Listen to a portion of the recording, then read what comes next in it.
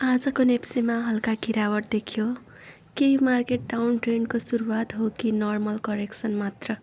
आउँ हेरौँ डिटेल्समा। नमस्कार साथीहरू, स्वागत छ तपाईँहरूलाई आजको स्टक मार्केट अपडेटमा।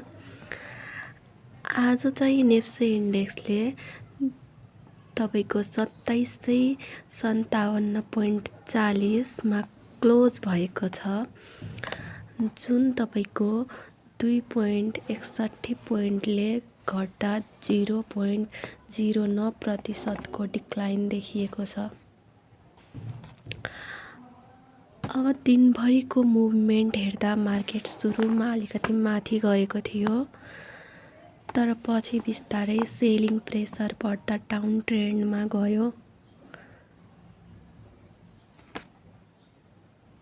यसरी माथि गएको थियो। स्टार्टिङमा त अब मान्छेहरू धेरै प्यानिक भएर सेलिङ गर्दाखेरि सेलिङ प्रेसर बढेर यसरी डाउन ट्रेन्डमा गएको रहेछ। तपाईहरूले आजको टोटल टर्नओभर लगभग हेर्नुहुन्छ भने 6.73 अर्ब रुपैयाँ भएको छ र टोटल ट्रेडेड सेयर्स 1.74 करोड जति रहेको छ, जुन मार्केटमा राम्रो एक्टिभिटी भएको सङ्केत हो। आज चाहिँ 82वटा कम्पनीको सेयर प्राइस बढ्यो भने 175वटा कम्पनी घटेको छ र 12वटा अनचेन्ज रहे, जसले मार्केट सेलरको डोमिनेन्स देखाउँछ।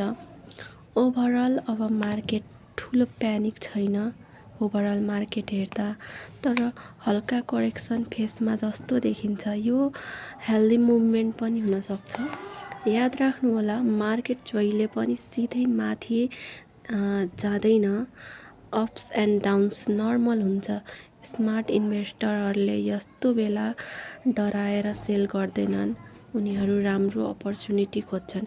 यस्तै डेली अपडेट तपाईँहरू डेली नेप्से अपडेटको लागि च्यानल सब्सक्राइब गर्नुहोला। भिडियो मन पर्यो भने लाइक र सेयर पनि गर्नुहोला। धन्यवाद।